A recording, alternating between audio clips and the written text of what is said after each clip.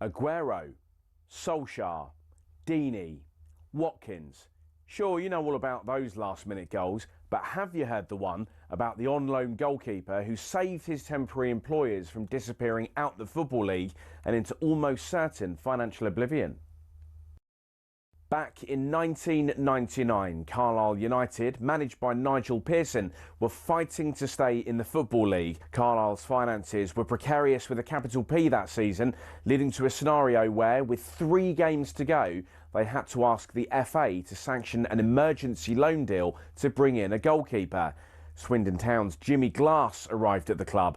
His efforts in his first 2 games earned the Cumbrians 2 draws. Those vital points meant that Carlisle went into their final game of the Division 3 season, now League 2, needing to beat mid-table Plymouth Argyle in front of their own fans and hope their relegation rival Scarborough didn't win against Peterborough at home.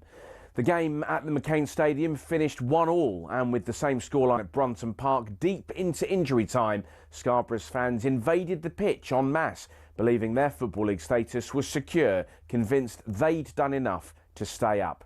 However, there'd be one more plot twist. Carlisle won a corner in the dying seconds, and up came Jimmy Glass.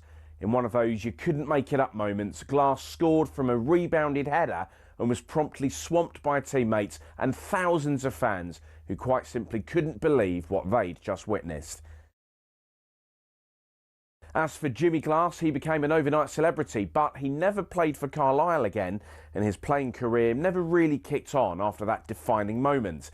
He took on various jobs outside of football before finding his way back into the sport as player liaison officer at Eddie Howe's Bournemouth, and most recently the general manager at non-league Wimborne. Not the fairy tale ending to one of the most Hollywood moments in football, but the name Jimmy Glass will live on forever as the scorer of that goal, arguably the most important in any club's history.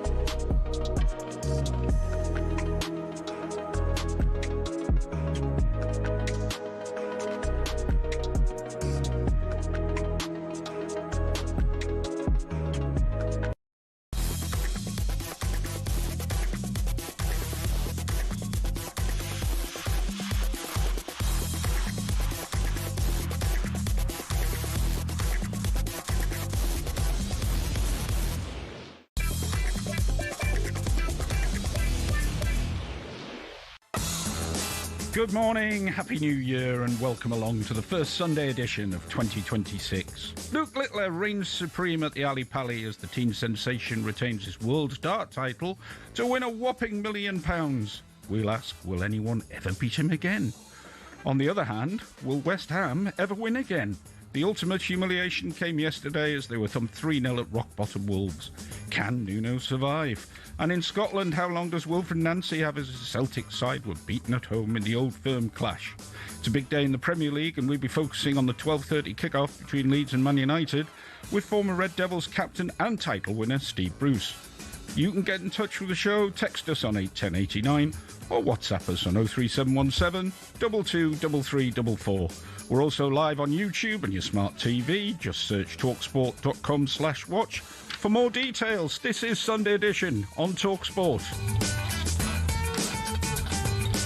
Hello, Henry. Morning. Have you taken your Christmas tree down yet? No, but I took my mood down a little bit going into the local supermarket to see Easter eggs out already. What? Outrageous. You've got your Christmas tree down. You have to saw yours up into little pieces. I mean, I've obviously packed the plastic one away for another year. It's off into the garage. Absolutely, the tree of shame. How was the darts? Darts was great. I just about finished my first pint and it was over. And Wow. we're gone. I mean, it was... Well, maybe you're slowing up because you would normally knock a few through the first half. To be fair, 1 pint now because I was driving. But I don't... Was it good? It was Good atmosphere? it's a brilliant performance. Atmosphere great. Brilliant performance by Littler. It wasn't very close, was it? And this is the danger that everybody's facing. Well, look, Littler, he's so good. So good. But shouldn't we celebrate that rather than saying it's but a I'm just negative? saying Van Veen had been in superb form. His game against Gary Anderson in the semi-final was one of the great darts matches. And then he just couldn't finish his doubles last night. That was the thing. If he could have, and the minute he misses a double, Littler's back in if he's got another chance. But look, So you love your impressive. darts, but don't you think this has just been an extraordinary celebration of darts? A lot of young darts players, obviously the 18-year-olds, are dominating. But actually, I mean, a lot of non-darts people are talking about, oh, who's this Littler character? It looks absolutely brilliant down youngsters, there. yep. Were you dressed as a Ninja Turtle or a No, you Sunderland can't do that fan? where I was sitting, not on the boring table. Oh, were you in the can't get VIP dressed- section, You were can't you? get dressed in those. Well, why do you look so astonished about that? I'm not Considering surprised. I know a you're corporate man who attends the House Mr. of Corporate Lords. man, absolutely. Anyway, get onto the back page now. Luke Littler, even though he won in record time, even he couldn't do it quite in time for the first edition. No, but the Scottish first edition. I mean, I was obviously following the Wilfred Nancy story and just wondering when Martin O'Neill is going to be linked back in with replacing him and steering it. I mean, you look at, Martin was 7 wins in 8 games as a caretaker, and Wilfred Nancy's had 6 defeats in 8 games. And he was talking. I mean, people describe it as a rant on Friday when he was talking in his press conference. Actually, it was quite measured what he was saying, but he was talking about, well, I haven't had a pre-season. Well, Martin O'Neill didn't have a pre-season, same players, and he did well. So clearly he's under pressure. So your paper, The Sun, the Scottish edition, unhappy New Year. Thousands of angry Celtic fans vent fury towards Hoops board outside stadium as Rangers defeat piles pressure on Nancy. I mean, I don't know what he said to them at half time because they were playing well in the first half. But look, 2 sides to every story, to every game, and Danny Roll obviously changed things at half time, and they pushed higher up the pitch and they were much more aggressive and positive, and Rangers ran out deserved winners. But you would assume the clock is ticking on Wilfred Nancy. You would. There's lots of talk about managers on the back pages, and this morning, this one always gets my goat. Nuno's sorry. I've brought this up before. They always apologise afterwards. Managers, players, whatever, if they lose. But shouldn't they? It's pointless. It's meaningless. It absolutely means nothing. You must come out and say sorry. But sorry, what's the alternative? Yeah, but what's the point? But at least he has. Can you imagine what the reaction would be? He said, well, he hasn't apologised. Well, but everybody apologises, so it becomes meaningless. Yeah. Players, we're sorry. I mentioned about when Newcastle went to Sunderland, sorry. But it's the admission. If he hadn't apologised, look, I agree. I mean, I hope he's been saying some strong things to his players. So yeah, we got Nuno's sorry all over the place. Sunday Telegraph, Mail on Sunday. Nuno's sorry for embarrassing loss. He apologised to West Ham after their embarrassing 3-0 surrender at Wolves. And Mavropanis, I think, was also quoted saying the performance and the defeat was unacceptable. I mean, what was also unacceptable was him not marking more closely. I mean, it was poor all over the place. I mean, he stood off Mane. Well, by the way, what a prospect he looks. This kid they got from, obviously came through their academy, mainly came through at Rochdale. Where do you want to go with managers? Every manager's on the pressure.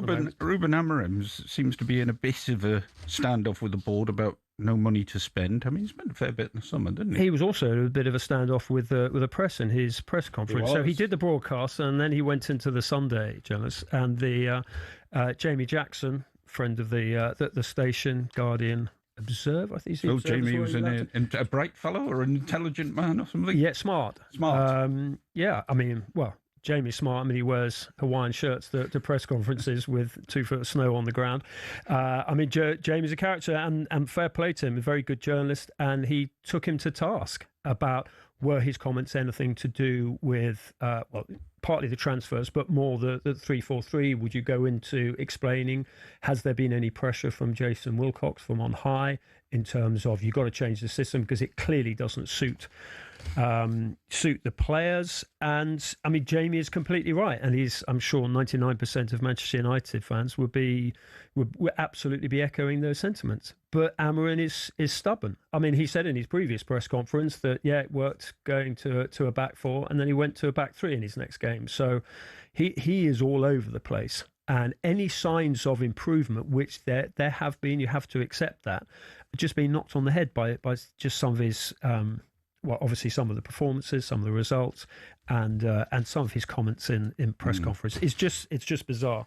One man no longer all over the place because he's got his feet up now is Enzo Maresca.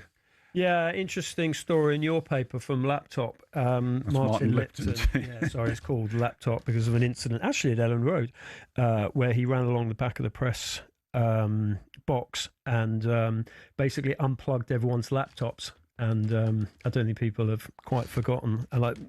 Anyway, Enzo Maresca, this is Laptop, turned his back on a multi-million-pound payoff after walking out on Chelsea, which obviously puts Maresca in a slightly warmer light. But I think, look, there are issues on both sides. I mean, one thing I would say about a compensation package, £14 million, Martin is saying he walked out on. And look, Martin's very well connected. That'd be the length of the That is the length of the contract. The whole contract paid up. But there will be an element of an NDA, a non-disclosure. Otherwise, we might hear.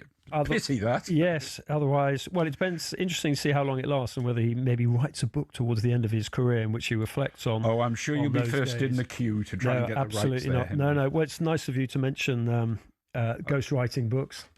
With I don't know what you're talking about. Yeah, well, no, it was good. Duncan Ferguson's book did best-selling sports book of the year. But no, my ghostwriting days are over. But look, Maresca, mine aren't, so I'm in the market. Are you? Yeah. Anyway. Is that why you're front of the row for Littler? 18 years, my story so far. Just quickly, can I just say, Ryan texts to say, Henry, he's right. That's me, I think, Henry.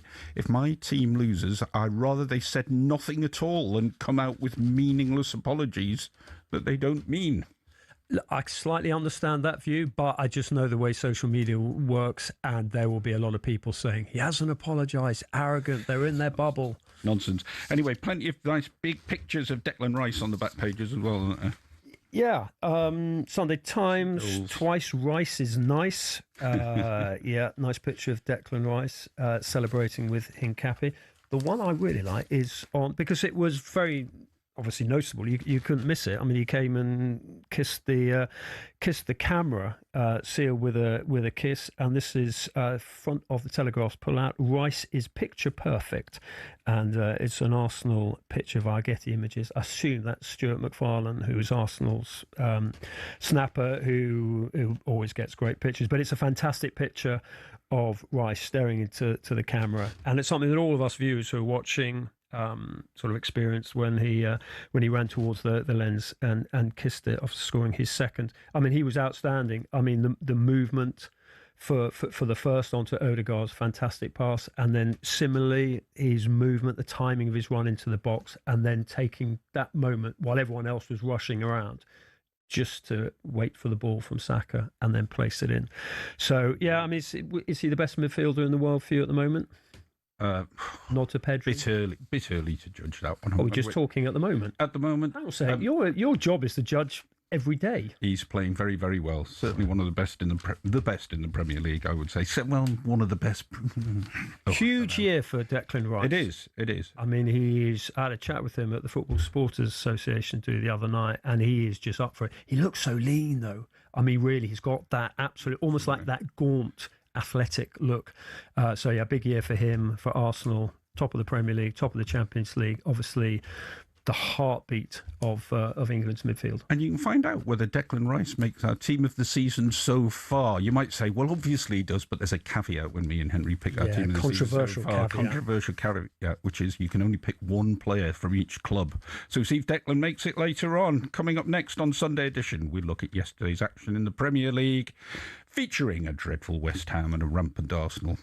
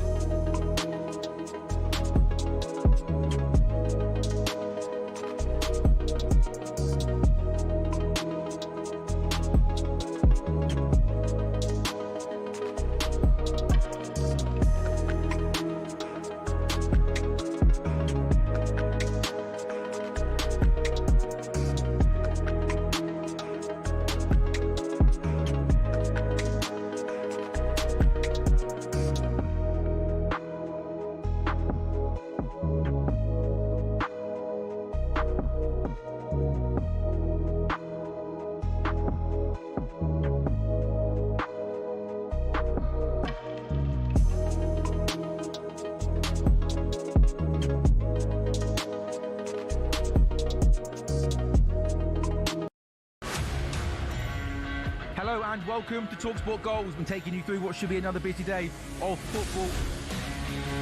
Chance to win it! Oh! We don't need to do that, guys. I'm going to owe you an apology. How would you get to that conclusion? That's a weak mentality. Oh, get out of it.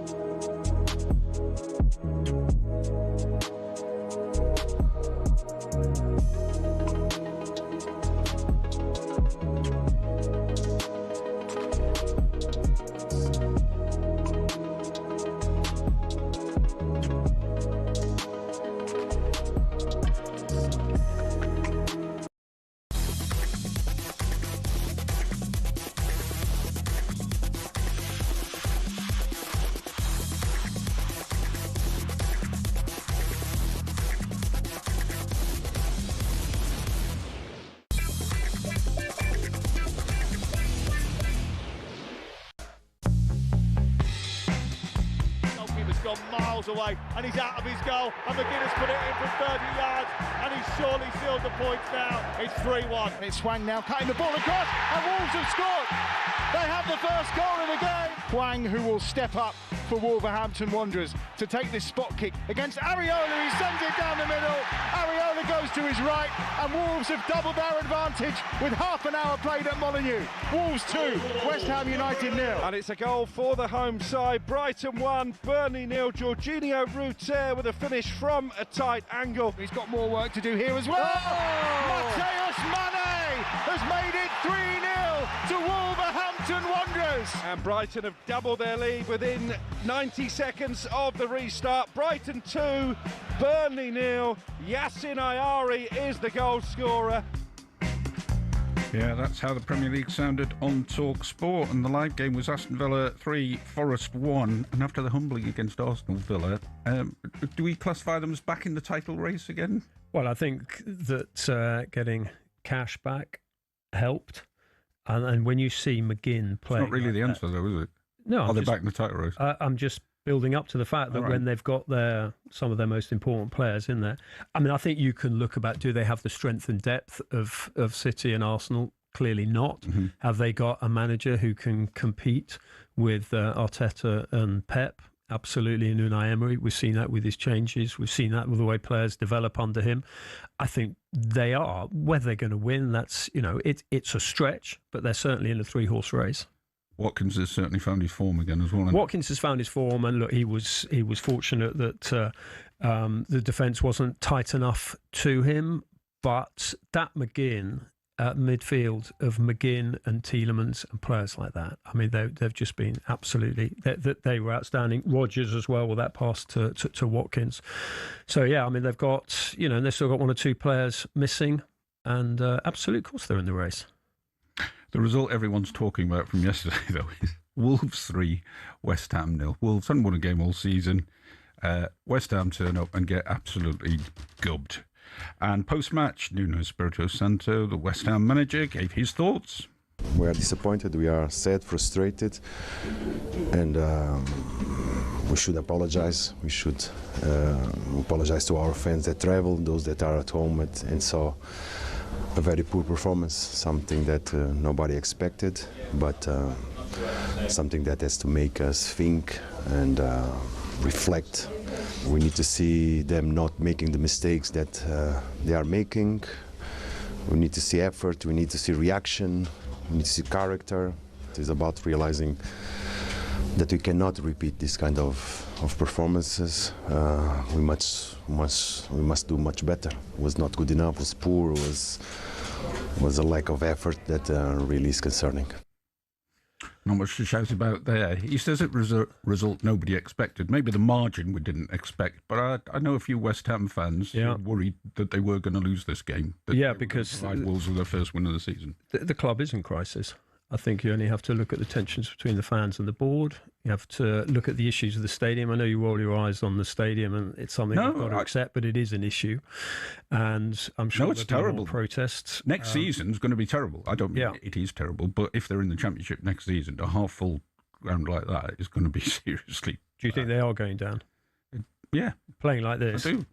Absolutely. But you your tweet sort of absolved Nuno a little No, I didn't absolve him at all. I said he's part of the issue. But I think you've just got to say, you can get rid of Nuno, but you've still got the issue with the board. You've still got the problems with recruitment. You've still got the problems with the stadium. Absolutely. You have to see it in the round. And Nuno, absolutely, he's got to take some of the culpability. I think the only player who actually wore the shirt with any sort of pride and commitment and respect yesterday was Areola. I thought he made some important mistake, some important save. It's an unbelievable save with his foot. It was, wasn't it? Yeah. No, it was fantastic. But I mean, Nuno's right. There was no character, and that when you see a player like Jarrod Bowen, who is basically almost been carrying that team, who is the embodiment of the West Ham way, that commitment, that enterprise, just attacking and just delivering.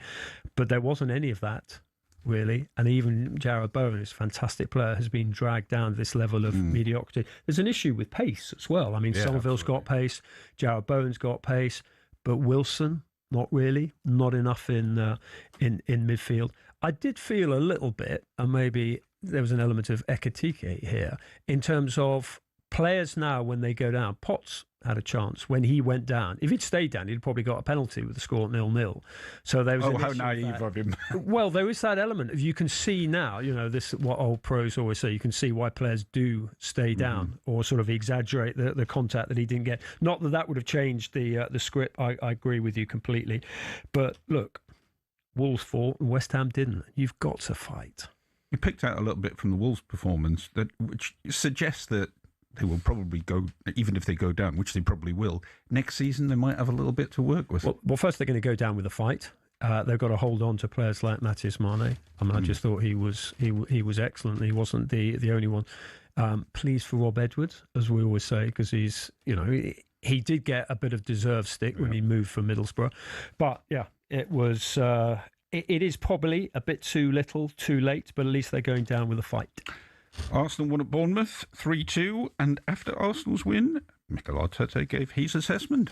I really love today the next step of the team in terms of individual personality and presence. I think what Gabi Magalhaes has done after making a big mistake to concede the goal, the way he reacted to that, the way he played afterward, the way he transmitted energy after that, it was remarkable. And Declan, another one. Every hour for him was important to be able to be available today. We didn't know for how long.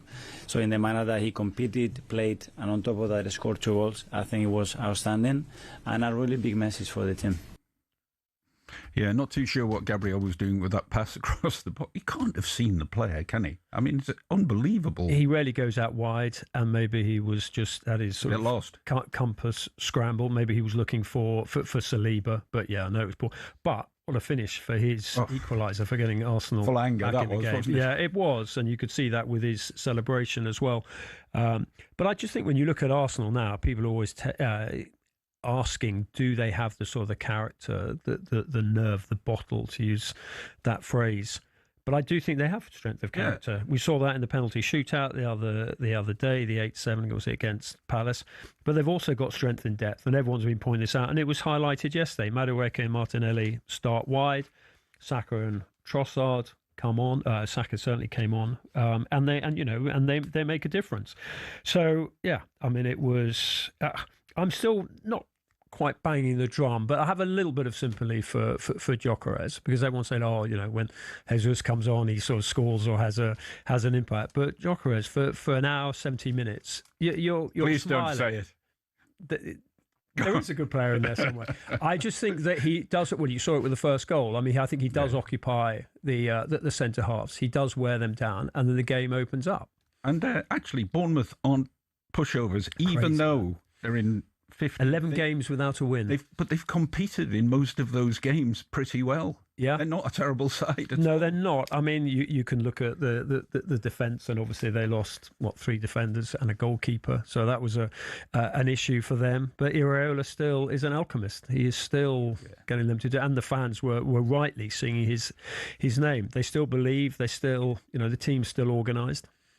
But Arsenal march on. It's up to City to catch up again today. This is Sunday edition on talkSPORT. Luke Littler retained his World Darts title last night at Ali Pali, and we'll discuss that awesome performance next.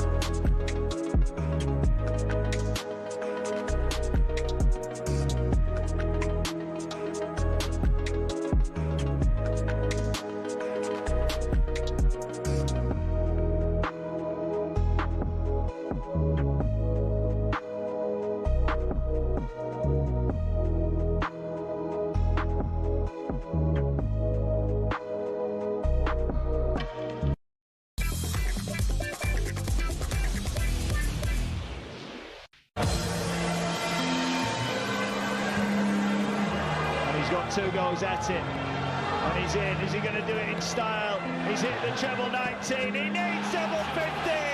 And we are witnessing sporting brilliance. Littler does go back to back.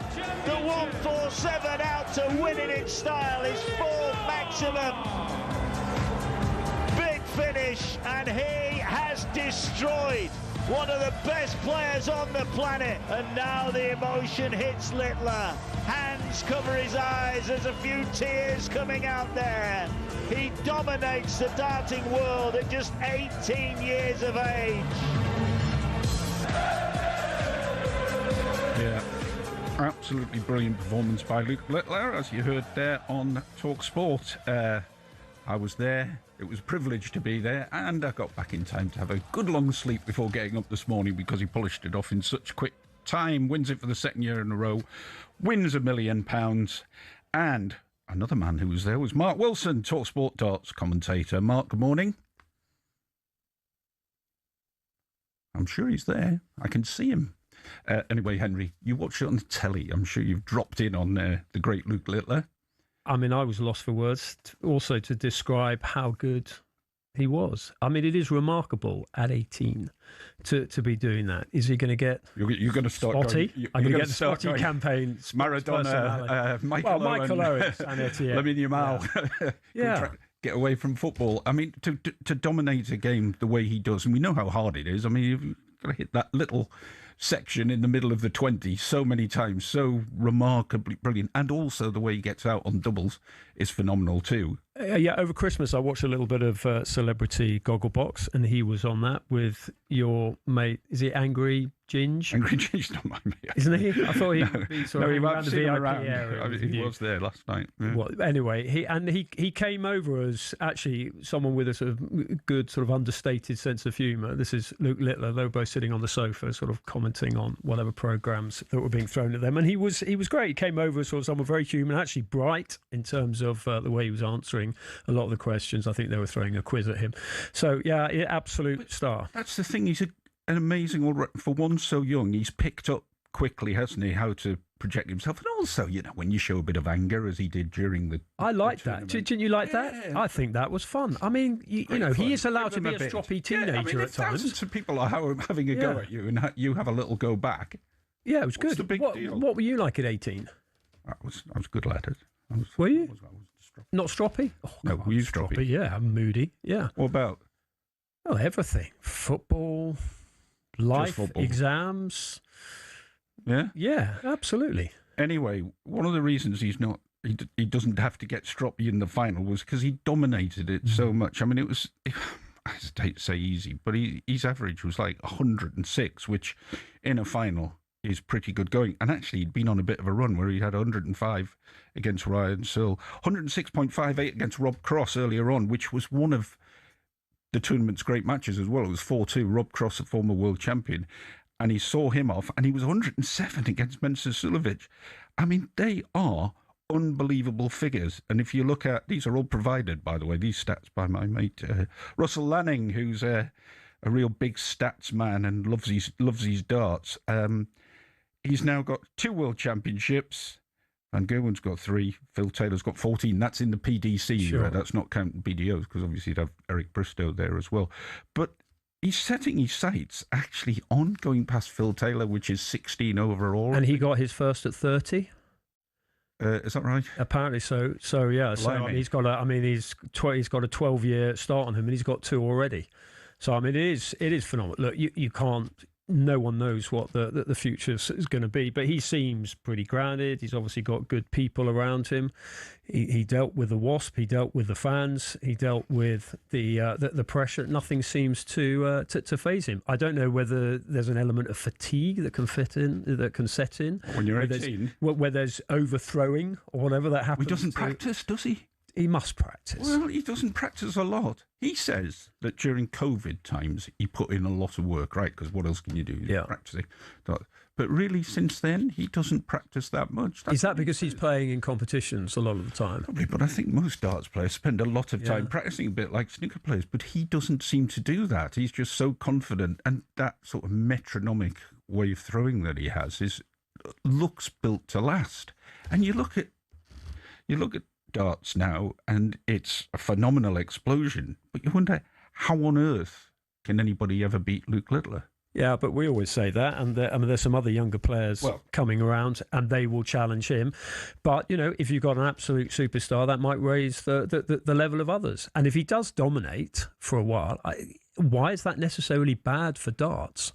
Because you're just looking at, we've got friends who are probably not interested in darts, who weren't necessarily interested in darts, and then they see Luke Littler, and everyone is talking about him. He is a classic transcending his sport. You've got a dartboard up at home? Yeah. Do you have a bit of a go? You know how difficult... I'm hopeless. But you know how difficult I got thrashed by Harry Kane at the Euros. Humiliation. I don't... we used to play. Did you hit the board? Yeah, no. I hit the board. Yeah. But it was pretty poor. It was a good confidence boost for the England team. But it was really poor. But that psychological strength, things don't seem to faze him, apart from briefly the Wasp and having a go at the fans afterwards. I think he's fantastic. This is classic where you raise your eyebrows, and you already have sort of. But how do you maintain, do you think, motivation when you've had so much so young, and let's just say he keeps up this sort of standard, to keep going, to keep doing it? I know you earn a lot of money, etc., but you must get... we've seen him even at times a little bit bored. Let's see if I can finish, say, 150 on 3 bullseyes or something. Messes around a little bit sometimes because he needs something to get himself going as well. But there are always challenges. Look at Ronaldo still playing at 40 and supposedly a dollar billionaire, and he's won a lot. There's always something to drive them. Team sport's different. Yeah, but they're great individual athletes and boxers who are probably comfortable financially. Certainly the boxers, they absolutely get back in the ring. What drives them? For some of them, it's something that's happened in their childhood, whether they were bullied at school. I don't know. I don't think Littler's background was anything like that. But you take an individual like Ben Ainsley. There were 1 or 2 issues, when he said he got bullied at school, and that was one of the reasons why it sort of drove him to be this sort of great performer on the waves. There's always that. We're looking at it from our perspective. These are incredibly driven individuals. And look, even if he has like a 10-year career in darts, it will certainly be set up for life and generations to come. But people like, if I look at golf, Tiger Woods, who we thought would go on forever and ever, and really personal circumstances knocked him off the rails, but he should have gone on to finish it off. He kept coming back, didn't he? He did keep coming back, but still a phenomenal performance. But let's not forget, sometimes these individuals absolutely love what they do, and Luke Littler probably thinks, "What a great life! Just go and play darts." Let's see if we've got Mark back now. Mark, are you there? Hi guys, you okay? Yes, we've been happily chatting on about Luke Littler and his brilliance. So what did you make of it last night, Mark?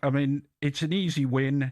It's a superb performance, but we didn't get the final we really wanted, did we? No, that was a disappointment. Jan van Veen's been outstanding, hasn't he, all tournament long, and then right on the big day, he'll be the first to admit it didn't quite happen for him. I just wonder how much that semi-final took out of him against Gary Anderson, absolute classic, and was he just a little bit jaded come the day? I was listening to you there about the motivation, etc., of Littler, and I spoke to him probably 3 hours before the match last night. I've never seen him as pumped up as he was last night. He was speaking about the importance of starting well and getting on top of Jan early on. He actually lost the first set, but after that, never took a backward step. And, I was listening to you there. He's a phenomenal player. He's a phenomenal player. I've got a WhatsApp here from James who says, not taking anything away from Littler, but it was an absolute snooze fest of a final. No doubting what Littler's done for the game. But if this is a sign of the next 20 years, fans will lose interest. Would you watch the Premier League every year knowing who's going to win it? Yeah, well, you could argue we've got a pretty good idea who does win it every year, but you still watch it, don't you? But look, I think Jan will be disappointed with how he played. Luke was fantastic, but they say sometimes you've got to lose one to win one, and Jan may well bounce back from that. So, yeah, was it a disappointing final thing, if you're honest? Yeah, it was. We wanted to see a classic, an Ali Pali classic. We didn't get one. You don't always get one. How many cup finals don't live up to expectations? It was one of those, and I think the challenge has been laid down now by Littler to everyone in darts to say, this is how good I am, how good can you be? Mark, why are we seeing a generation of younger darts players coming in? Money. I think the money, the pathway's there now. We've seen it. These two guys came through the junior section of darts, made it through the youth section of darts, came through the Challenge Tour of darts, all platforms that have been put in by the PDC over the last 10, 20 years, and now they're reaping the dividends now. You saw a young kid, Charlie Mambe, works on a building site during the week. He rocks up 20 years of age, grabs himself a big payday, gets to the latter stages. The money's there now, people chasing the money, and everyone wants to be the new Luke Littler, and the pathway's there for you to do it. I mentioned the Premier League there, Mark. The names will be come out tomorrow, do they, I think? Or is it today? Tomorrow, yeah. Do you think Gary Anderson will play in it or not? He says he's not. No. You really don't? He won't. I mean, I asked him to the point where I thought he was going to thump me, because every time he kept winning, I kept having to ask him, was he going to do it? And he said he's not. He's not a big. He doesn't like being away from home, Gary. He's a bit of a home bird. He's got a great family. They do travel with him where they can, and the impact that it puts on you if you want to play in all the other events is quite a big one. And Gary's fortunate. He's earned a lot of money in darts. He doesn't have to chase the money. I think for him now it's more about winning things. And I think the Premier League, as great as it is just not for him at this time. And I don't think he'd accept the offer. And I think, as a result, I don't think they'll offer him. So who's your 8 then? Oh, come on, you're asking me a question now. It's been a long few weeks, guys. I think it's going to be interesting with the likes of Bunting, whether Bunting gets in. Don't think he does he? I don't think he does. I think the biggest conundrum they've got, and this will be the interesting one, is the Welsh one, because Johnny Clayton missed out last year. He was a top-ranked Welsh player. Gerwyn Price has had an okay year in the smaller tournaments, but not so much in the big tournaments, and I think that'll be the big call. Do they go with Price, or do they go with Clayton? I think Clayton will feel he's done just enough. He's risen up in the world rankings again, so I think that might be the controversial one. Indeed. Mark Wilson, thank you very much. Glad we got hold of you eventually. Apologies, yeah, thank you. Cheers. Thanks, Mark. Cheers, Mark. Anyway, that wraps up the darts for... Well, you say I say it wraps up the darts for this year. It doesn't actually. It actually starts the season off.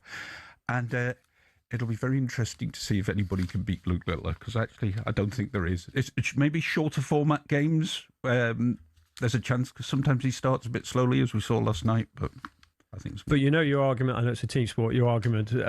that the Premier League is always dominated by one team. Well, okay, Manchester City won it 4 times on the spin, and now others have come in. Glad you could finish with football, Henry. No, everything comes back to football. Well done. This is Sunday Edition on talkSPORT, and next up, it's our feature, Best of the Best.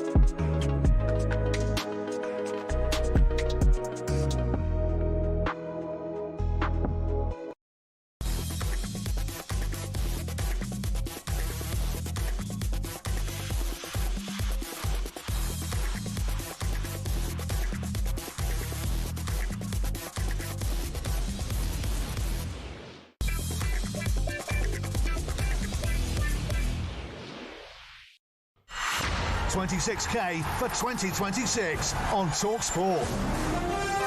talkSPORT is kicking off 2026 by giving you the chance to win a massive £26,000 at 12 p.m. this Friday. We'll be calling one lucky winner with a guaranteed payment made that day. Yes, one of you could pocket 26 grand. It's 26k for 2026. Here's how to enter. For your chance to win, text WIN to 83338. Text costs £2.50 plus your standard network rate, or call 0343 423 9761. Lines close 12 p.m. Friday. That's when you'll need to answer your phone if it rings. UK residents only, 18 plus. This is a network promotion. Full T's and C's at talksport.com/win. So for your chance to win, text WIN to 83338 now. And good luck. Loads more to come on Sunday edition with me and Henry, but right now it's time for this. One of the greatest tries ever scored, but she won't get there. Kaylee Hodgkinson is the Olympic champion. I'm gonna float like a butterfly and sting like a bee. Oh, Stephen Harmison, one of the great balls. Double 12!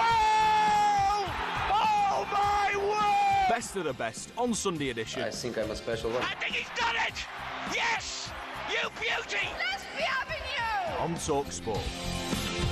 Yep, this is our feature Best of the Best. It's a bit of a controversial one because when I talked to Henry about it during the week, I said, let's pick our team for the Premier League so far this season, but you can only have one player from each club because Henry wanted, 4 from Arsenal, 4 from City. I had it down as 4 from Arsenal, 3 from City. I have to say, I do think there's a very large caveat, a very large asterisk with this. I think it's bizarre. Well, anyway, no, it's fine. But it was like this. So we're going to have one per club for our Premier League team of the season so far. So kick off in goal. I mean, it's just to juggle the whole thing. I've got an Everton player in Jordan Pickford. Indeed, I agree with you. So that's one each. So Pickford's in goal. Even though we had no David Raya, no Dean Henderson, no Roofs. I mean, well, all right. I'm not having a go at your... You'd have picked Raya if you had a... I would have absolutely picked Raya. Right, now, right back. You go first. Daniel Munoz. Yes, Daniel Munoz. Yeah, see, it's not that difficult. Yeah, but it should be Timber. Yeah, I know you don't like real wood because I've seen your Christmas tree, but I'd have timber in there. Anyway. 2 centre-backs. Go on. You start. Malik Chow. Because I had to have a Newcastle player in just to juggle the whole thing. I mean, who was... I'm going to go Van der Ven because I feel like I really need a pacey centre-back there. And although he hasn't been absolutely outstanding so far this season, I fancy a bit of pace in my back four to... hoover things up when it gets a little bit... Okay, dodgy. Who's your second centre-half? Well, Northern Ireland international Dan Ballard, Henry, our old friend. Yeah. Do you agree with me? I absolutely had Northern Ireland's Dan Ballard in there. I mean, obviously it should be Gabriel and Ballard, who are the 2 centre-halves of the season. The problem is you have Ballard in there, which you've got, you then don't have Xhaka in midfield. But again, under your slightly controversial rules. Your rules, your game. Well, actually, do you know what? I thought you would have this fella at left back because I put him in because I think he's been brilliant the last few weeks, and that's Lewis Hall. Gets in at left back. Well, that's interesting, but yeah, I mean, you obviously juggled it with your centre halves. I mean, he's been interesting. He's actually been interviewed in the Sunday papers, including yours. Interestingly, talking about his ambition and how they've got to raise their standards even more. I really like him. It's interesting when you talk to Newcastle fans and you say, well, who's going to start a left back for England at the World Cup? Could well be O'Reilly. And I would have had O'Reilly in there if, obviously, he hadn't had a certain Manchester City centre forward. And a lot of people saying, and me included, say, well, Livramento can play left and right. Should he be starting at left back? But, a lot of Newcastle fans are going Lewis Hall. But you can only have one per club, so who's your left back? Yes, I got Cucurella. Yeah? Who I think is, he's incredibly annoying. It's very annoying. Very, very, very annoying. I mean, every match you watch, the opposing fans are on him. Chelsea fans love him. I just think he's a good defender. He's good going forward. He can step into midfield. And he fits in with your slightly bizarre rules. Yeah, indeed he does. One man who'll fit in for both of us, because I'm going 4-2-1-3 in mine. Yeah. Declan Rice. Declan Rice, absolutely, which meant no Raya, no Gabriel, or no Timber under your bizarre rules. But Rice. Yeah, absolutely. You've got to have Rice in there, but you can't have then any other Arsenal players. I mean, he's heading for Footballer of the Year, isn't he? Yes, probably at the moment. Who else would be? We've talked a lot about him. You've just told me he's the best midfielder in the world right now. Well, So he's got to be up. He's got to be up for Footballer of the Year, surely, if you have it long way in to this go. country. But yeah, absolutely. The way he is going, his professionalism. It was interesting seeing him the other night with the people. He's obviously got a very tight-knit group around him as well, who are absolutely all on the same page in terms of driving him to what could well be an exceptional year. In order to shoehorn this man into the team, and it was a position he was playing earlier on in the season, I put Bruno Fernandes alongside Declan Rice. Okay, so you played him deeper. That's interesting. I mean, if it's good enough for Ruben Amorim, who's been playing him deeper alongside Casemiro, which hasn't exactly worked. I mean, I had Anderson in there. I just think he's last couple of games or so, he hasn't necessarily been at his best, but I just think he's an outstanding player. It's like you're getting like an England squad here. You can have no Man United player making the... No, I've got Bruno Fernandes playing in his best position as a 10. As a 10? Yeah. Old-fashioned, that's his best position. I thought Morgan Rogers might fit in there myself, so that's where I've put him. But then if you've been watching Aston Villa, he's actually been playing a little bit off the left. So you can't. I can't have him off the left because we'll get onto that later. So I'm playing him as the one behind a 3. Okay. In Morgan Rogers, who I think we can all agree is having an exceptional season. And would you have him as England starting 10? Right now, tomorrow, yes. Ahead of Bellingham. I tell you what, there's going to be some big names left out of that. Does Eze get in the England squad? No, probably not at the moment. No. Probably not. Right. Anyway, carry on. Front 3. Right hand side. This is where. No, hang on. That's left hand side, isn't it? It's left hand side or right hand side. Well, I've put. I think he's very flexible. He's very flexible. Well, I've put him on the left. Okay. And on the right, I've got Estevao. But how regularly does he play? And the Chelsea fans would say he should be playing more. Can you not tell me that Estevao's been one of those players where we've all gone, wow? Didn't you tell me he was future Ballon d'Or winner a couple of weeks ago? Absolutely, definitely wouldn't have said that. But yeah, it's a fantastic player. Is he the Luke Littler of West London? This 18-year-old Brazilian, I think he's 18.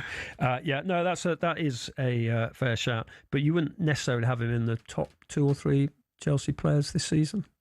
I mean, we haven't even mentioned Reece. We haven't even mentioned Reece James. No, I know. That was the Chelsea problem. You put Cucurella in for your Chelsea problem, though. I wonder who we're going to pick centre forward. Haaland. Haaland. Absolutely. I mean, the thing about Haaland is that we just expect excellence every time, and then you hear commentators saying or fans saying, well, he hasn't had many touches this half. But I mean, he just scores and he creates havoc. And I just think he's wonderful. I'm not sure we truly appreciate how absolutely brilliant he is. Manchester City fans will do, Norwegian fans will do. But really, he's exceptional. I mean, you're talking of potential footballers of the year. Is it Rice versus Haaland at the moment? Yeah, but because Haaland, as you say, we expected. I know we do a bit from Rice, but I think he's come on this season from his goal scoring's improved so much, hasn't it? Really? Yeah, but I mean, Haaland's goal return is probably the greatest he's had in terms of per game. Anyway, no dispute there. Talk about greatness. This is a WhatsApp from Bob who says, if this guy doesn't want to be on the radio, why is he on? Constantly moaning about the rules. It's a bit of fun. It is a bit of fun, but I mean, it's also. Henry. I'm not sure how well it works. I've had another one saying having a team of the season without the players you think should be in the team of the season isn't a team of the season, Thank you. It? Says Anonymous. Couldn't even put his name on it. Right, so my team, Pickford, Munoz, Van der Ven, Ballard, Hall, Rice, Fernandes, Rogers, Estevao, Haaland, Semenyo. Yours?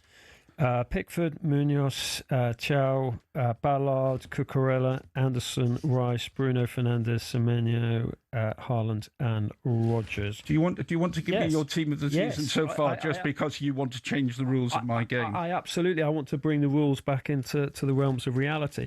David Raya, Timber, Gabriel, Ballard, O'Reilly, Rice, Xhaka, Bruno Fernandes, Semenyo, Haaland and Rogers. That is 11. And you?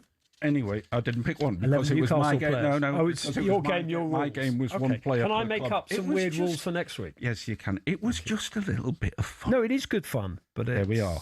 Good. Indeed. Bizarre but fun. Anyway, next up, we'll discuss the Chelsea and Enzo Maresca split.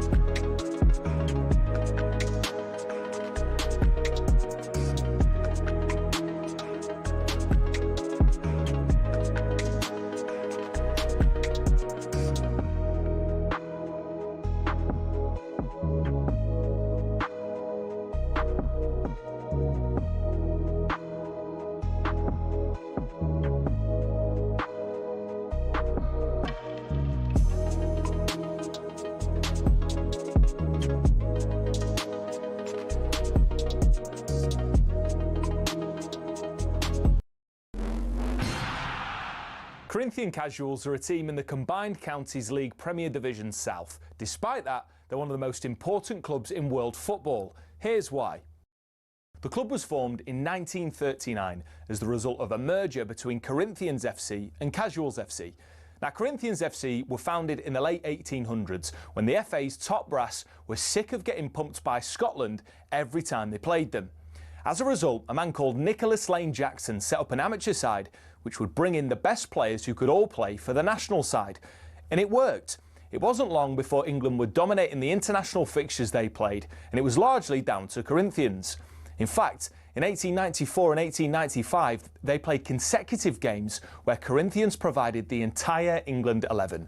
But the thing is, the players refused to play professional football. They didn't believe in it. They wanted to spread the values of sportsmanship, competition, and played for the love of the game.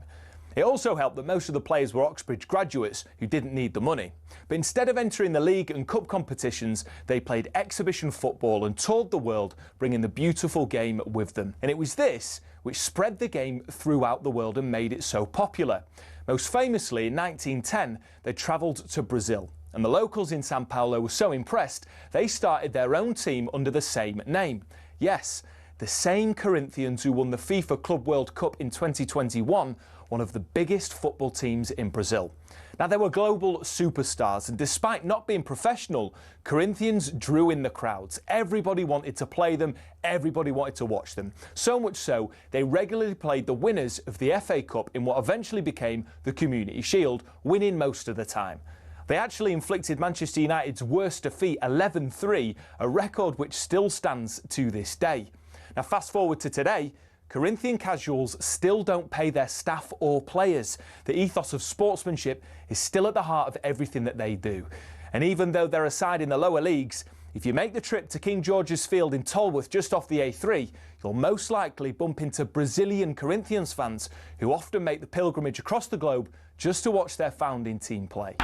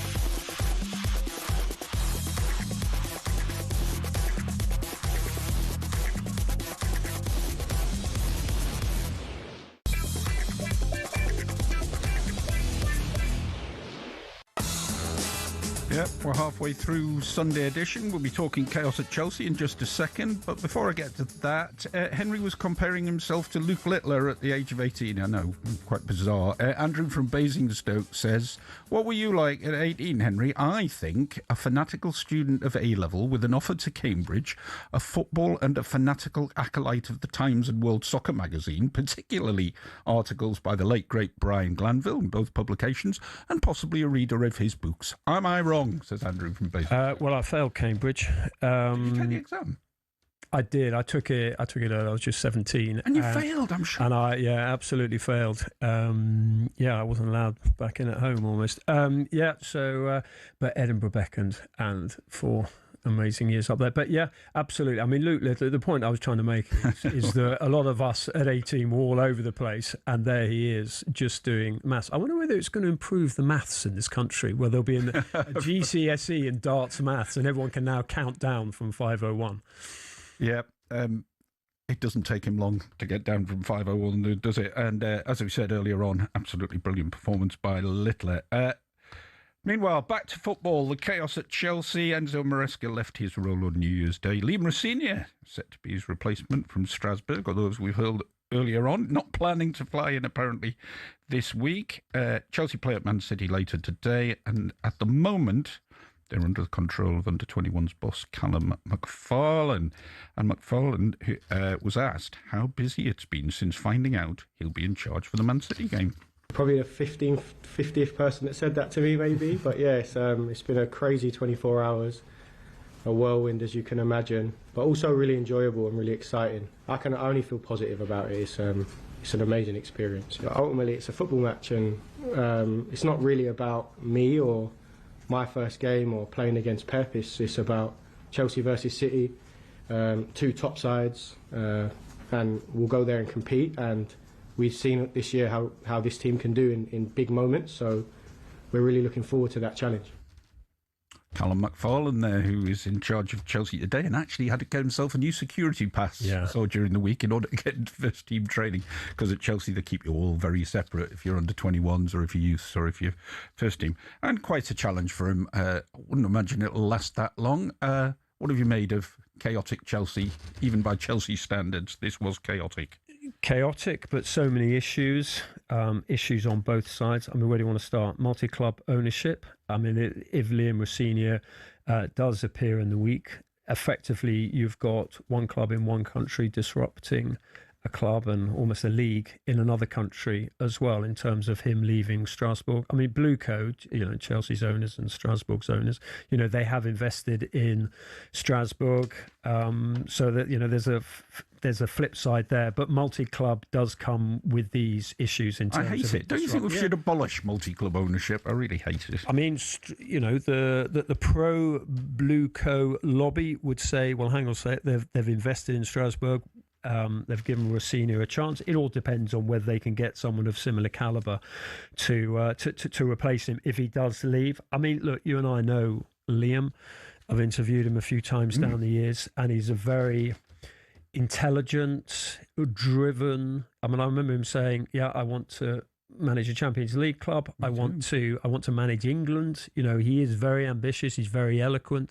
He's got emotional intelligence, I think is the phrase that people use. Well, I tried to get him as columnist, actually, for us. I had a couple of meetings with him, and he's because he was so good, came over so good on TV, and I went to the Guardian in the end, which was a strange decision. However, he was really good as a pundit, I thought, and came across excellently. Yeah. And I do like him, but stepping into a dressing room full of senior internationals, 1 or 2 World Cup winners in there. And there'll be a perception that he has to be a bit of a yes man, won't there? Yeah. However good he is, however articulate he is. Which he's not as a person. No, he's not, but he will have to play the game to a certain extent, won't he?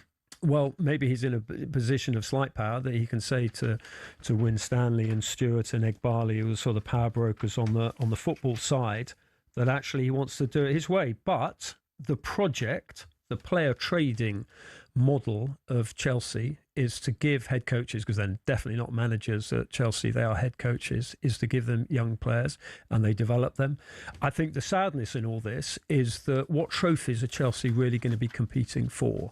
So they can go for the Conference League, they can go for the Club World Cup, and in fairness to Maresca, his tactics at the start of that. You know, Maresca's not a bad coach. He's not a. You're not a huge fan, are you? I'm not a huge fan, but that might be sort of, you know, the fact I live near Leicester City, and I heard all the sort of, you know, the fans, and they were certainly not mourning his departure. To argue with his track record in the sense that he got Leicester up, he won 2 trophies with Chelsea. The football isn't great, but he must have something that. I think he's clearly got a tactical nous to him. Guardiola thinks he's brilliant. Yeah, well, Pep, even if you don't. I think he is good, but look, hey, he was in the Ballon. I got sent the Ballon d'Or shortlist for Coach of the Year, and he was one of the 5 named. And obviously Luis Enrique won it because of his work at PSG, but he absolutely outwitted and caught out Luis Enrique and PSG in the final of the Club World Cup. But this is the point. Chelsea should be aiming to win the Champions League, and they're not necessarily going to do it with this squad when you've got players who are almost like sort of development projects. They should be aiming to win the Premier League. They're looking at Arsenal disappearing over the horizon. They're looking at Aston Villa, who've got a superior manager in Unai Emery to Maresca, and with respect to Liam Rossini, Unai Emery's outstanding. There's no comparison there. So I think, you know, there's issues on both sides. Maresca ball actually wasn't that attractive. I don't think Chelsea fans will be mourning it from a stylistic perspective, but it was interesting. I mean, communicating with Chelsea Supporters Trust yesterday morning with the survey that they've got of their members who are passionate Chelsea fans on what they feel about Chelsea's ownership, Chelsea's governance, and Chelsea's sort of structure and the way they do things. Is this Traore plating policy? It's all about money with Blueco and Clearlake. Clearly, that's their background. They're there to make money. They're bringing an Estefao for whatever it was, 50 million, and maybe sell him to Real Madrid in 2 years' time. But what does that, to Real Madrid or whoever, how does the coach who then steps in, how does he deal with that when he knows that he's got these players? You can't really build a team. But Tuchel knew it was like this as well, even when he came in. And weirdly, one of your favourite project managers, Graham Potter, would actually have suited this. A bizarre choice. But he suits this type of model. This way of can you bring on some young players and can we sell them and do your best and see how high up the league you can. But Brighton do it in a little bit more of a sort of sophisticated and coach-friendly way.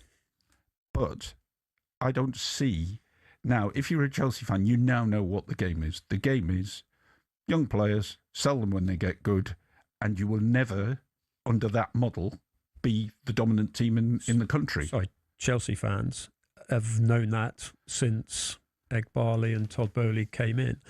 I got sent the editorial in Chelsea, the Chelsea fanzine, CFC UK, only £1. And that is very strong on the ownership. And these are the hardcore Chelsea fans. And we have to remember, and I know you think I'm a little bit sort of, you know, head in the clouds and a bit of a purist, but we have to remember that it's their club. The club belongs to Chelsea. I know financially, contractually, it belongs to Clearlake. But at some point, Egbali will move on. But these fans, they will be there through thick and thin. It is their club. And I can understand their frustration. And it's going to be very interesting to see. I think the survey closes later on today. It'd be interesting to see the reaction to it. And I just hope that Chelsea's power brokers actually have a look at it and understand the fans' frustration about the direction of travel of their club, because they're not competing for the major trophies. They are competing for PSR of the Year award. Mark WhatsApps to say, Henry Winter, what on earth are you talking about? The football wasn't great. We've played some wonderful stuff, even under Maresca. Granted, there were other serious faults, but most of our games are exciting ones, even though we don't always get the result. You were talking about Leicester there, weren't you? Or were you talking about Chelsea? No, I was talking about Leicester, but also I think that I think some Chelsea fans would say, actually, the football's not been that exciting. But you've got to have an element of sympathy with Maresca, and that's why I thought some of the headlines about was he playing and taking players off and Cole Palmer, he's got to manage Cole Palmer's minutes with Cole Palmer returning from injury. In a way, he's got to play Reece James in that role in midfield, where he was absolutely outstanding in the draw with Arsenal at Stamford Bridge, because if he plays him repeatedly at right back, you know the issue with Reece James, the hamstring might go. So I think there is sympathy for him, for Maresca in that sense. I do think he's got a little bit ahead of himself, and if he thinks he's going to walk into a major club or be Pep's successor immediately, I think Pep's tried to nail that one already, hasn't he? Yeah. Well, is Pep leaving? Well, he didn't sound like he was. No. Put it that way. Building a new team. Just quickly on our team of the year, which has generated quite a lot of traffic, so much so that Kessie, a Newcastle fan, has texted 4 times. Morning, Shaun and Henry. Yes, it's a bit of fun, but Estevao has hardly played. And why no mention of Bruno? He's been our best player. I couldn't put Bruno in, Kessie, because I had Lewis Hall at the fact, because it was only one per. Has Bruno? I mean, I thought Sandro Tonali for the first 2 months of the season was excellent. I know he's had a dip recently, but Bruno, because he embodies what you want from a player. He's heart on the sleeve. Yeah. I mean, he's still an essential part of our team, and you never want him to leave. Fantastic. But I could only, under my rules, it was 1 per club. What about Voltemada? Yeah, he'll be fine. No, he'll be fine. But would he be in if you had your team of the season, which would be 10 players in black and white? Holland would be centre half, wouldn't he? I was centre forward. Centre forward. Holland would be centre forward. Voltemada as a 10. Yeah. Well, because he drops stick now. No, I don't think I could get him in there. Anyway, one man who did get up into our team is Antoine Semenyo. He's lined up with a move to Man City. We'll hear from someone who knows him well next.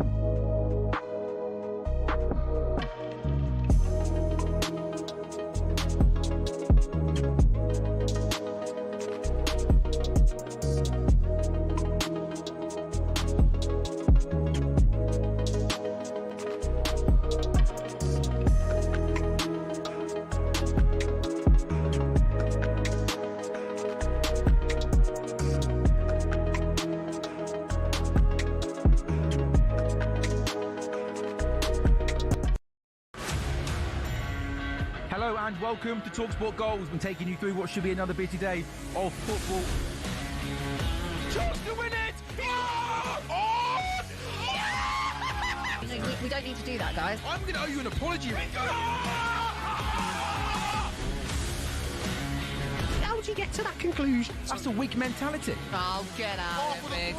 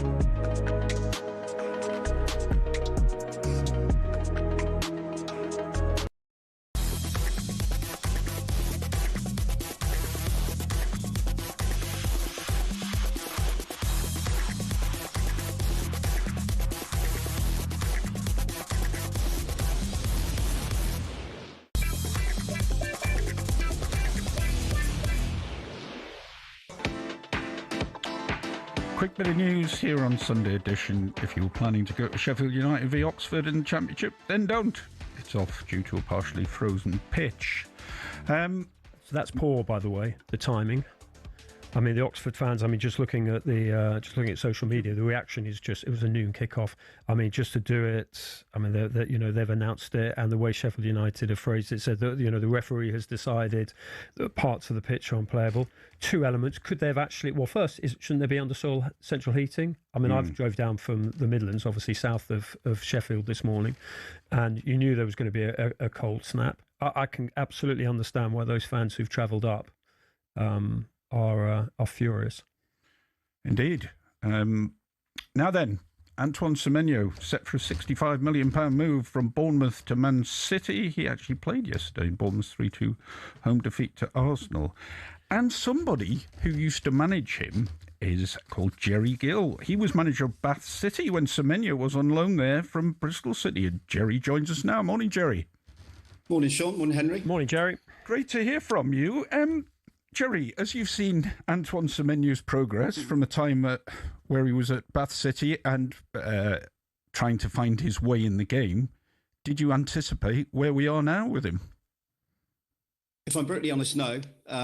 He was a really humble, sort of quiet, unassuming young man when he joined us at Bath City from Bristol City on loan, of course. But what you did see was a raw material there. You saw what I called a man in a 18-year-old's body, if you like. So really raw, technically, loads of development to still be had with him for sure. But a real hungry, like I say, physical specimen.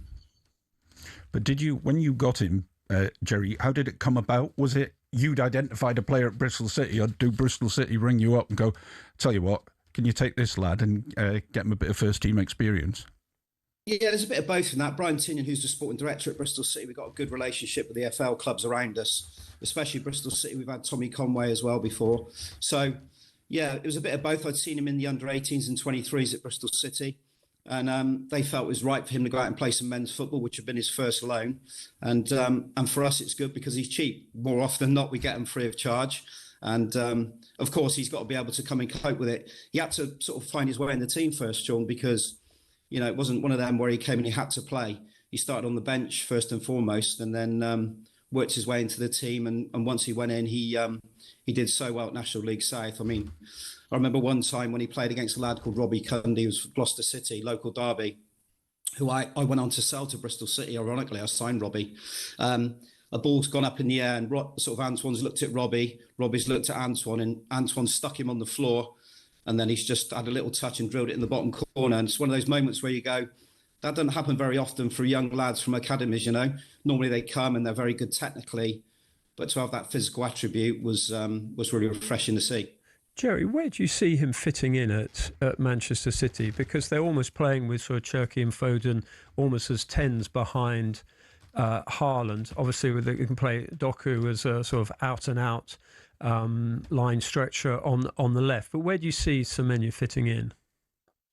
Yeah, I mean, it's funny really, Henry, because when he came to me, I saw him as a 9, very much as a focal point. I thought with his physical attributes, be that stereotypical number 9 that could pin, could roll, could set up play, was good in and around the box. But obviously when he went back to Bristol City, he went to Newport, did Sunderland as well, so he's worked his way through the levels.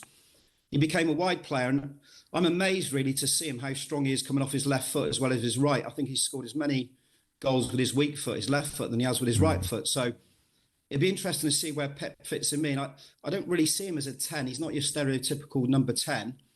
But saying that, he's this type of lad that will take on any information. He's a sponge, he really is. I'm sure Pep's going to really enjoy working with him. And it'd be exciting and intriguing to see where he does end up playing, Henry. But Dan in Sheffield, who texts us, is a little concerned to say, do you think City tend to buy players just to stop rivals getting them? He says, I'm thinking Semenyo's likely move won't work for him and he'll be rotated just like everyone else rather than being a key player. It's going to be a challenge for Antoine, that's for sure. You know, you're going, no disrespect to Bournemouth, he's expecting to play most weeks there, isn't he? And I watched the game last night and that was a tricky one for him, wasn't it? Playing in a game when he knows he's got to move probably in the background. That's never easy, but Henry, you know this as well. You speak to millions of players, and I'm sure, Shaun, that would have said the moves are imminent, but they don't play. They often feign an injury or they'll be taken out of the team by the manager. I thought it was a real interesting one last night. But yeah, I think going to Man City is going to be difficult for him. It'll be a challenge. He'll have to work his way in the team. He'll expect sometimes not to play. But that's his next challenge. That's where he is in his career. We see a couple of the players in the England squad have got sort of non-league backgrounds. Pickford played there, Jarrod Bowen played there. Do they have a sort of certain mentality which keeps driving them because they haven't grown up, in a beautiful Premier League academy, and they do have that hunger which sustains them? Spot on, Henry. I wrote that down actually before I came on. I think resilience is a word I'd use with them as well, because these lads would have gone through lots of like most football players, mind you, lots of disappointment in their younger careers. If they'd not gone into an academy, they would have been turned down. So I think Antoine's been on trial at Crystal Palace, Fulham, Arsenal, been rejected by all these clubs. And as a young man, that's difficult. Sometimes how do you roll your sleeves up? Or would you say, actually, it's not meant to be? Or do you find a way and go and get some success in non-league? He went into a college system in Bristol first, SGS College at Filton, and scored lots of goals at college setup. And ironically, Bristol City's academy were trained at the same venue, and that's how he got his move. So there's a bit of luck in it, but he deserves everything he gets. He's certainly got that desire, that hunger. The grit will be there as well. So when there's an injury or left out of the team, he'll roll his sleeves up and he'll get on with it, and he'll train every day like a Trojan. I'm pretty sure of that. Just on yourself, Jerry, you're very well known around the lower league scene. You've done a lot of managing and coaching. I think your last one was it interim coach at Yeovil? What are you looking to do next? We'll get back in, Shaun, really. My golf's been called off this morning, so I'm a bit gutted about that. But yeah, get back in. I did 7 years at Bath City National League South, which is pretty unheard of now, managers lasting that long in the game. So had a really good time there and got in 3 playoffs. We sold 9 players. A lot of them went on, like I say, to EFL, like Tommy Conway, Antoine. Really proud of that fact. Jordan Thomas doing really well at Cheltenham now. So for me, yeah, trying to get back in again. I think the interim roles are not for me now. It's about trying to get back in and manage again, back at the level if I can, and can't wait for the next challenge. Jerry Gill, who brought Antoine Semenyo through at Bath City and is now going to enjoy seeing him fit in at Man City for £65 million. Thank you very much. Yeah, fascinating. Yeah, fascinating listening to Jerry. I mean, it just shows the sort of the quality of players, the importance of the pyramid. I knew you were going to say that, but it's true. Well, don't be snooty about the pyramid. I'm not being snooty. I know that's absolutely correct. And for a player like that who honed his skills, it was interesting to hear Jerry say that he actually had to find his way into that Bath City team. He wasn't just walking in because he'd come from Bristol City. He had to toughen himself up quick. Yeah, and it's clearly worked. And look at him now. But absolutely, the pyramid completely matters. It does. I agree with you. You were where last week? I was. Fantastic win. We just reminded that. At Harvard. This is Sunday edition on talkSPORT with Shaun, Custis and Henry Winter. Next up, we'll look ahead to the game that follows us. That's Leeds v Man United with your co-comms Red Devils legend, Steve Bruce.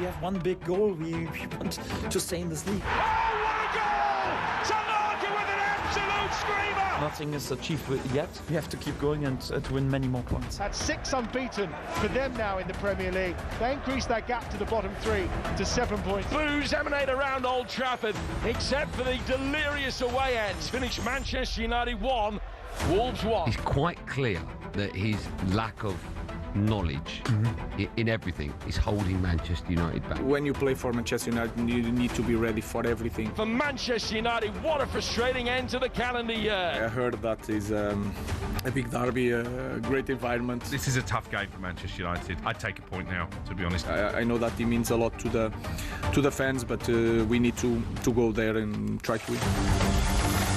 Yep, it's Leeds v Man United today. The ridiculous time of 12:30 on a Sunday. And it is live on talkSPORT. And if results go their way, United could finish in the weekend in the top 4. Results would have to really be weird for that to happen, but it could happen. Leeds are fresh off the back of a 0-0 draw away at Liverpool on New Year's Day, and there's always a bit of spice in this fixture, and one man who certainly got involved in the spice of those games is Steve Bruce, former Man United defender and title winner at United. Steve, good morning. Good morning, Shaun. Good morning, Henry. Hi, Steve. Steve, there's a blast from the past. These used to. Oh, thank you very much. Great to speak to you. You're a blast from the past too, though, Steve. I'm a big blast from the past. Absolutely. We were discussing before we started the show about the history of Leeds versus Manchester United. People are quite used to now Liverpool v Man United being a sort of big rivalry, but Leeds Man United's been enduring, hasn't it, way back to your time? Oh yeah, absolutely. I mean, this is as tough as you get if you're a Man United player coming here. And whether the Sunday, I don't think Sunday 12:30 will stop the roar of this Leeds crowd. They're a really there'll be some atmosphere in the place, and one to savour really. And if Man United are not ready for it, and I hope they are ready for it, because I know it hasn't happened a lot over the years, has it, because of Leeds not being in the league or what have you, but certainly is a real big cup-tie atmosphere. It'll be electric in here. Steve, talking of blast from the past, I mean, it was 30 years ago that you last played for Manchester United at Ellen Road. It was actually a Christmas Eve game, lost 3-1. And talking of blasts, I mean, Leeds got an early penalty, and you were absolutely at Dermot Gallagher, the referee. And it was one of those amazing, like everyone was in on it. I mean, it was all in. I know it's slightly different now, players are, a bit different now, but it was an absolute passion play, wasn't it? Oh, absolutely. I mean, you must have been doing your homework, because I'm going to tell you something now. I cannot remember that at all. And if you're telling me it was over 30 years ago, which it must have been, but one thing I do know is it is an electric place. I mean, and certainly the Leeds fans do their bit to get behind the team, and they've come into a little bit of form, Leeds, haven't they? And they've stumbled on a little formation which allows them to play 2 up top and maybe 3 at the back. So they've been a little bit flexible and got a couple of results. And it's going to be a big test for United, that's for sure. Was there a feeling when you were a player, Steve, that Leeds was that bit special? War of the Roses and all that stuff? Oh, yeah, 100%. As soon as you arrived, and as soon as the bus arrives, you'll know. And I'm sure the Man United players will know and all when, as soon as the bus comes into the arena, it's a bit like a Liverpool atmosphere, There's Liverpool and Leeds, and you couldn't really split them apart.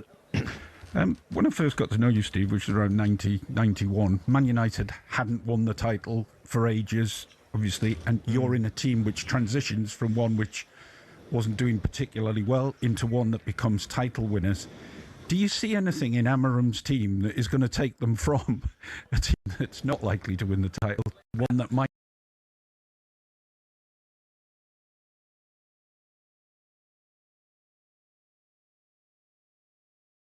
Can we see it?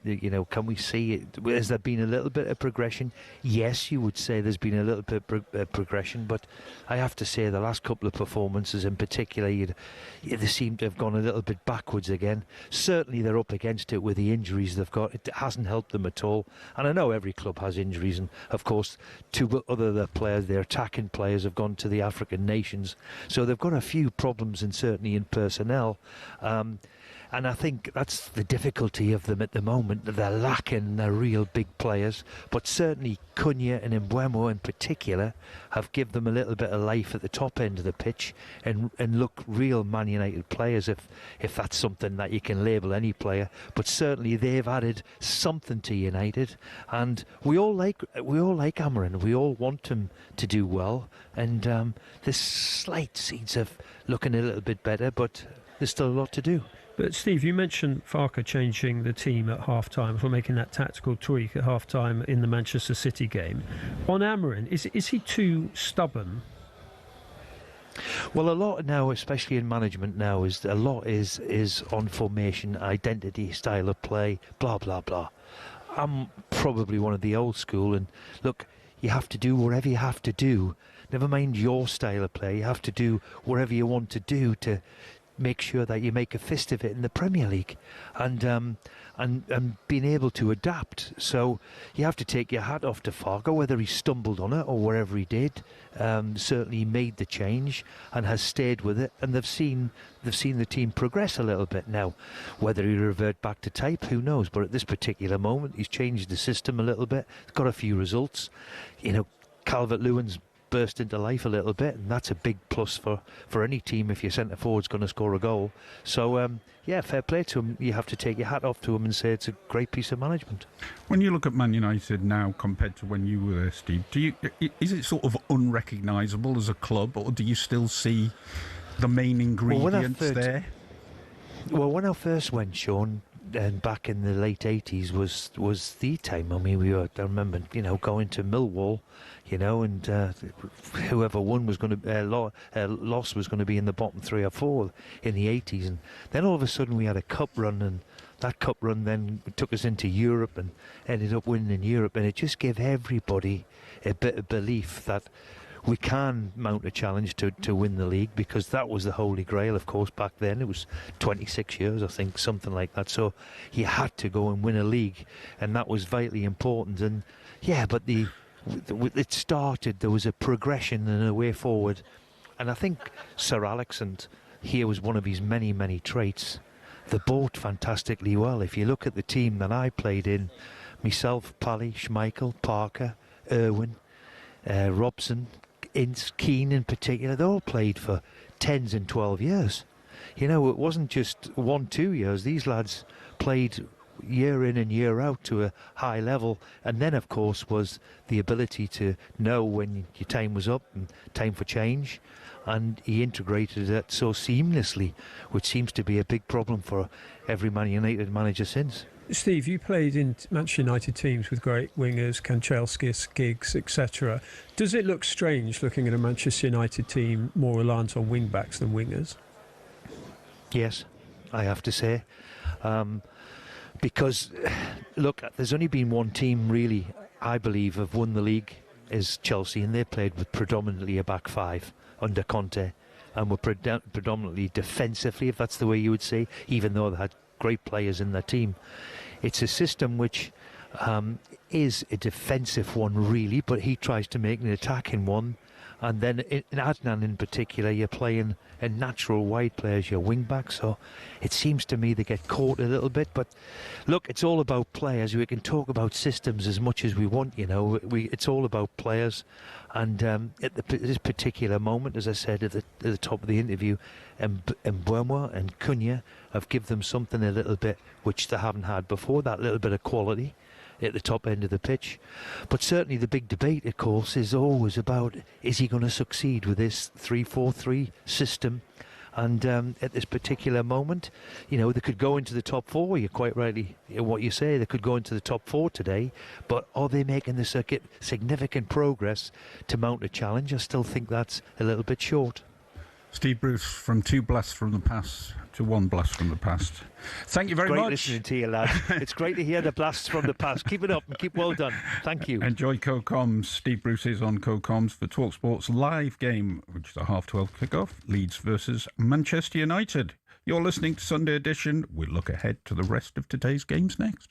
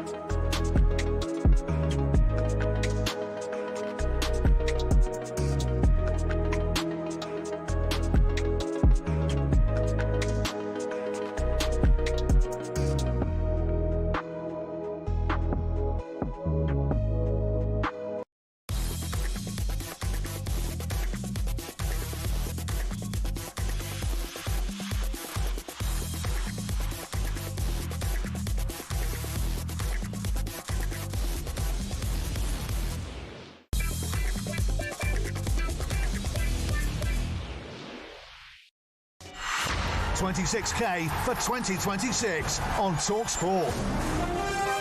talkSPORT is kicking off 2026 by giving you the chance to win a massive £26,000 at 12 p.m. this Friday. We'll be calling one lucky winner with a guaranteed payment made that day. Yes, one of you could pocket 26 grand. It's 26k for 2026. Here's how to enter. For your chance to win, text WIN to 83338. Text costs £2.50 plus your standard network rate. Or call 0343 423 9761. Lines close 12 p.m. Friday.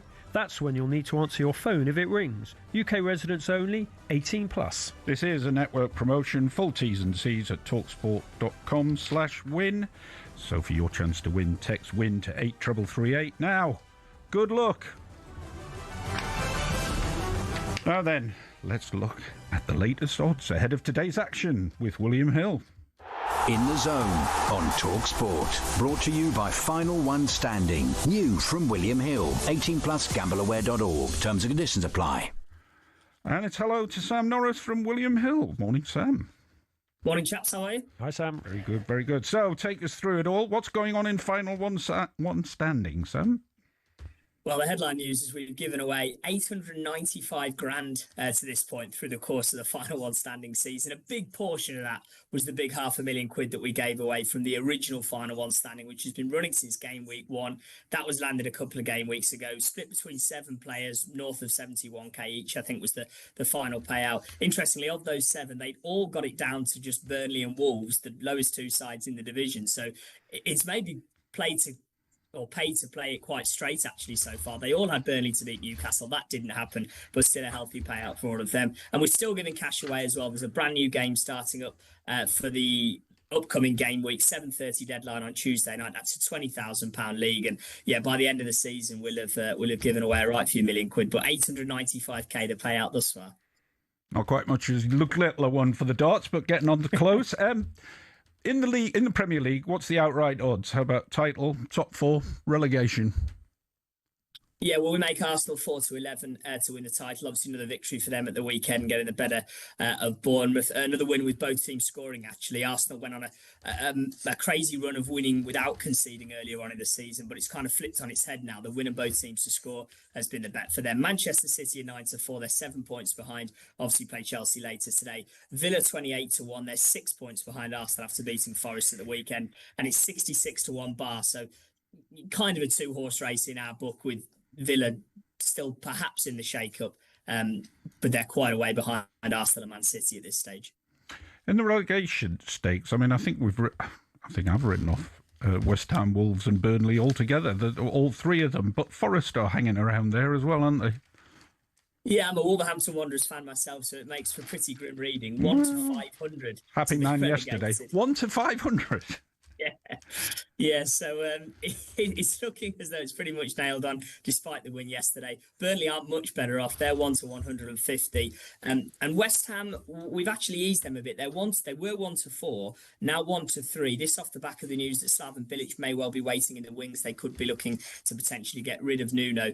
So they just eased a bit in the betting if that managerial switch does happen. Forest are next at 4-1. Leeds are then 8-1. They looked as though they were going to join Wolves and Burnley a few weeks ago, but have picked up massively, and it's 18-1 bar. So you're right. West Ham, Burnley, Wolves sides looking to get out of it are looking at Forest at the moment and hoping they can get dragged back in. Yeah, Slaven Bilic is always waiting in the wings, isn't he? Looking ahead, we're just talking to Steve Bruce there about Leeds versus Man United, and what a spicy encounter that will be. What sort of odds are we talking about for that one? Yeah, it's really interesting the way we price this. Leeds are 6-4, the draw is 23-10, and Manchester United are 13-8. Our history books don't go back far enough to find the last time Leeds United were favourites to beat Manchester United. probably sometime 90s, early noughties. So it's the first time in a long time we know that the Leeds have gone into this clash as favourites. We know about, obviously, the rivalry between the two. We know what a fearsome atmosphere it can be at Elland Road. They're on this really good run at the moment. Manchester United continue to blow hot and cold. So it's kind of understandable to see them the price that they are. Dominic Calvert-Lewin is in incredible form, 7 in 7. You can perm him up in a Leeds win. That's 29 to 10. If you want something a little bit bigger in the game, we've got an epic boost on the match as well, which is for a goal to be scored in both halves. It evens out from 8 to 13. That could be a runner today. To be fair, I wouldn't be surprised if we see a few goals in that one. And of course, this is the early kickoff. You can add it to the later games as well and get a nice ACCA boost here at William Hill. But been a long time since Leeds were favourites in this fixture, that's for sure. In the old days, I'd have probably asked you what the odds are on red cards. Yeah, I mean, it used to be a very, very spicy encounter, didn't it? With the invention of bet builders and concessions like Impact Sub and stuff, the card markets have become very, very cramped over the years. I think Casemiro's the favourite to be booked today of all the yellow card markets. But yeah, you're right. This is a fixture that used to be incredibly spicy. City v Chelsea is the 5:30 game, and as you've been sort of alluding to earlier, City would be strong favourites. Yeah, they go into this 8 to 13, obviously taking on, managerless Chelsea, who are 18 to 5. The draw priced up at 16 to 5. Again, the epic boost, I think, is going to be pretty popular in this match.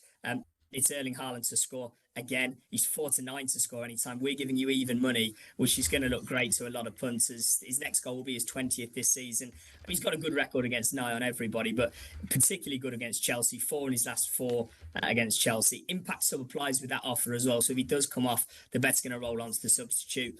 Given City are 8 to 13 to win the match outright, you're getting even money for Haaland to score. That's probably a fair way in for most punters, I think.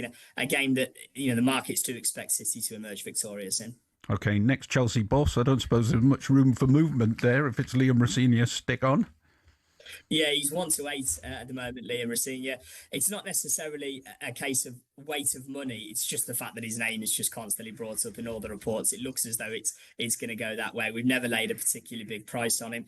The interesting mover yesterday was Felipe Luis. There'd been a little bit of a run of money on him, actually. A few bets in succession on his name. He was shorting up all the way into 2 to 1 yesterday, but that interest seems to have gone very dry. He's back out to 6 to 1 now, and then it's 12 to 1 and bigger for the rest. It looks for all the world as though Rosenior is the man, but that little run of bets on Felipe Luis yesterday was somewhat interesting, although he's gone back the other way in the market now. Just finally, throwing this one in for a bit of fun, who's going to win next year's World Darts Championship? Well, not too many people will want to back an 8 to 11 shot that you've got to wait more than a year to get the payout on. But on the flip side, as investments go, it might not be a bad one. That's the price we make, Luke Littler, 8 to 11 to win the 2027 World Darts Championship. And no doubt he'll add to his haul of majors between now and then. One other price on Littler that might be a bit more interesting at slightly bigger odds. Sports Personality of the Year betting has opened up. Obviously, it's a World Cup year. Luke Littler is the 8 to 1 joint favourite with Harry Kane. My worry with darts players, though, is that the World Championship just comes at the wrong time for Sports Personality of the Year. It's a long way between now and December. Indeed it is. Sam Norris of William Hill, thank you very much. Good luck to Wolves in their impossible dream of staying up. That was the latest odds brought to you by Final One Standing. New from William Hill. Terms and conditions apply. 18 plus. Gambleaware.org. In the Zone on talkSPORT. Brought to you by Final One Standing. New from William Hill. 18 plus. Gambleaware.org. Terms and conditions apply. Right, Henry, not got very long to look at the rest of today's games. I'm going to start at Fulham v Liverpool because Liverpool weren't particularly impressive against Leeds, were they? No, they seem to have drifted again, and Fulham seem to have picked up a bit of form again. So, yeah, interesting. Liverpool, though, I felt that there just didn't seem to be any sort of spark there the other day. It's missing, and, for all Salah wasn't performing brilliantly for Liverpool and was left on the bench, when he's on, there's a spark, and it just seemed very flat. When we did our 2 teams of the best of the best, I mean, the only one Liverpool player I could actually think of shoehorning in was Szoboszlai, but at right back, we didn't get just to struggle because there's no way he was going to get. That's what I thought as well. That was the only one which sums it up. I thought Frimpong actually had sort of decent moments in the last game, and having Bradley behind him helps as well. But absolutely, they are. Strange season for Liverpool. But is it Slot's fault? Is it the players' fault? I know you worship at the altar of Arnie Slot, but do you think there's... I think he's a very good manager, and he manager, did well. You look at what he did last season. Yeah, with Klopp's team. Go on, anyway. With Klopp's team, but actually everyone at the start of the season was saying, doesn't he need to actually revive this team in terms of bringing new players in? What do you think, seriously? What might revive it? What sort of tweak do you think could happen? Florian Wirtz, if he can accelerate this development, which we've seen a little bit in the last few games. I mean, look, talking of blast from the past, I go back to Peter Beardsley. It was 87, 88. He was actually quite quiet until Christmas, and then he really got into his stride. So maybe Florian Wirtz will do that similarly. Look, he's a fantastic player. We know how good Wirtz is. We've seen that in Europe. We've seen that in the Bundesliga. So I'm sure he will come good. But it's almost like he needed to sort of beef up a bit to sort of deal with it. But he's certainly got the clever feet. Obviously, we're going to have the huge debate about, does Mo Salah come back in, or does he go to Saudi? I think the fact that Isak's injured, I was slightly surprised they didn't go for Semenyo, because I could have thought that he would have fit in either side. Were they not trying, and he made it clear he wanted to go to City? Did he? Right. Other fixtures today: Everton v Brentford, Newcastle v Crystal Palace, Spurs versus Sunderland. And you can keep across all of those on talkSPORT this afternoon. That's it from me and Henry. We're back next week. Up next, it's game day exclusive, Leeds v Manchester United.